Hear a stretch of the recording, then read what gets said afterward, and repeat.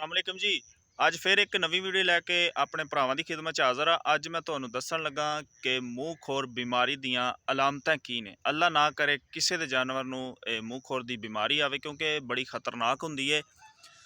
ਤੇ ਸਾਡੇ ਦਿਹਾਤ ਦੇ ਵਿੱਚ ਇਸ ਬਿਮਾਰੀ ਨੂੰ ਮੂੰਹ ਖੋਰ ਸੱਦਦੇ ਨੇ, ਲੇਕਿਨ ਸਿਟੀ ਏਰੀਏ ਦੇ ਵਿੱਚ ਜਿਹੜੇ ਥੋੜ੍ਹੇ ਜਿਹੇ ਜ਼ਿਆਦਾ ਪੜ੍ਹੇ ਲਿਖੇ ਲੋਕ ਨੇ ਉਹ ਇਹਨੂੰ PPR ਵੀ ਸੱਦਦੇ ਨੇ, ਠੀਕ ਹੈ, ਲੇਕਿਨ ਚੀਜ਼ ਇੱਕੋ ਹੀ ਹੈ।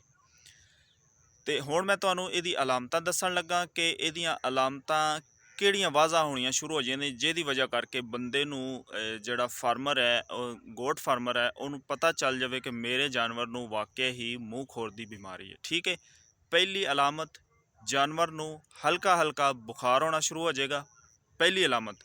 ਦੂਸਰੀ ਅਲਾਮਤ, ਜਾਨਵਰ ਜਿਹੜਾ ਉਹ ਆਪਣਾ ਪੱਠੇ ਖਾਣੇ, ਚਾਰਾ ਖਾਣਾ ਬਿਲਕੁਲ ਛੱਡ ਦਿੰਦਾ। ਠੀਕ ਹੈ, ਉਸ ਤੋਂ ਬਾਅਦ ਤੀਸਰੇ ਨੰਬਰ ਦੀ ਜਿਹੜੀ ਉਹਦੀ ਬਿਮਾਰੀ ਹੈ, ਜਾਨਵਰ ਨੂੰ ਮੋਸ਼ਨ, ਲੂਜ਼ ਮੋਸ਼ਨ ਹਲਕੇ ਹਲਕੇ ਉਹ ਲੱਗ ਜਾਂਦੇ ਨੇ। ਠੀਕ ਹੈ, ਚੌਥੇ ਨੰਬਰ 'ਤੇ ਉਹਦੀ ਇਹ ਅਲਾਮਤ ਹੈ ਕਿ ਜਾਨਵਰ ਖਲੋ ਨਹੀਂ ਸਕਦਾ, ਬੈਠਾ ਰਹੇਗਾ।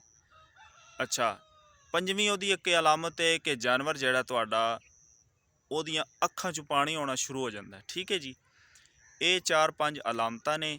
ਅੱਛਾ, ਉਸ ਤੋਂ ਬਾਅਦ ਫਿਰ ਜਾਨਵਰ ਦੇ ਹਲਕੇ ਹਲਕੇ ਜਿਹੜਾ ਨਾ, ਇਹ 4-5 ਦਿਨ ਤੋਂ ਬਾਅਦ ਹਲਕੇ ਹਲਕੇ ਦੂਸਰਾ ਉਹਦੇ ਮੂੰਹ ਪੱਕਣਾ ਸ਼ੁਰੂ ਹੋ ਜਾਂਦਾ। ਕੁਛ ਛਾਲੇ ਮੂੰਹ 'ਤੇ ਹੁੰਦੇ ਨੇ ਇਹ ਇਸ ਜਗ੍ਹਾ 'ਤੇ, ਠੀਕ ਹੈ, ਅਤੇ ਕੁਛ ਛਾਲੇ ਜਿਹੜੇ ਨੇ ਉਹ ਮੂੰਹ ਦੇ ਵਿੱਚ ਹੁੰਦੇ ਨੇ। ਠੀਕ ਹੈ, ਇਹ ਛਾਲੇ ਜਦੋਂ ਮੂੰਹ 'ਤੇ ਨਿਕਲਦੇ ਨੇ ਇਹਦੇ ਨਾਲ ਪੈਰ ਵੀ ਖਰਾਬ ਹੋ ਜਾਂਦੇ ਜੀ। ਠੀਕ ਹੈ, ਇਹ ਵੱਡੇ ਜਾਨਵਰਾਂ ਨੂੰ ਮਤਲਬ ਹੁੰਦੀ, ਇਹਨੂੰ ਚੌੜੇ ਮਾਰ ਬਿਮਾਰੀ ਵੀ ਸੱਦਦੇ ਜੇ। ਠੀਕ ਹੈ, ਅਤੇ ਇਹ ਵੱਡੇ ਜਾਨਵਰਾਂ ਨੂੰ ਵੀ ਹੁੰਦੀ ਹੈ, ਅਤੇ ਉਸ ਤੋਂ ਬਾਅਦ ਇਹ ਬੱਕਰੀਆਂ ਬੁੱਕਰੀਆਂ ਨੂੰ, ਭੇਡਾਂ ਨੂੰ, ਇਹਨਾਂ ਨੂੰ ਵੀ ਹੋ ਜਾਂਦੀ। ਠੀਕ ਹੈ, ਅਤੇ ਬਾਜ਼ ਔਕਾਤ ਕੁਛ ਜਿਹੜੇ ਆ ਬੱਕਰੀਆਂ ਇਹਨਾਂ ਦੇ ਪੈਰ ਖਰਾਬ ਥੋੜ੍ਹੇ ਹੁੰਦੇ ਨੇ, ਲੇਕਿਨ ਮੂੰਹ ਜ਼ਿਆਦਾ ਪੱਕ ਜਾਂਦੇ ਨੇ। ਜਾਨਵਰ ਨੂੰ ਦਰਦ ਇੰਨੀ ਕੁ ਹੁੰਦੀ ਹੈ ਜਿਸਮ ਨੂੰ ਕਿ ਉਹ ਕੋਈ ਵੀ ਚੀਜ਼ ਖਾ ਨਹੀਂ ਸਕਦਾ ਔਰ ਅੱਖਾਂ 'ਚ ਪਾਣੀ ਵਗਦਾ ਰਹਿੰਦਾ। ਠੀਕ ਹੈ ਜੀ, ਅਤੇ ਇਹ ਅਲਾਮਤਾਂ ਨੇ। ਜਦੋਂ ਤੁਹਾਡਾ ਜਾਨਵਰ ਇਸ ਤਰ੍ਹਾਂ ਦੀਆਂ ਮਤਲਬ ਕਿ ਬਹਿ ਜਾਵੇ, ਚਾਰਾ ਨਾ ਖਾਵੇ, ਅਤੇ ਹਲਕਾ ਹਲਕਾ ਉਹਨੂੰ ਬੁਖਾਰ ਹੋਵੇ, ਬੁਖਾਰ ਜਿਹੜਾ ਨਾ ਉਹਦੀ ਵਜ੍ਹਾ ਕਰਕੇ ਨਾਲ ਮਿਹਦਾ ਕਮਜ਼ੋਰ ਹੋ ਜਾਂਦਾ, ਜਾਨਵਰ ਨੂੰ ਲੂਜ਼ ਮੋਸ਼ਨ ਲੱਗ ਜਾਂਦੇ ਨੇ। ਠੀਕ ਹੈ,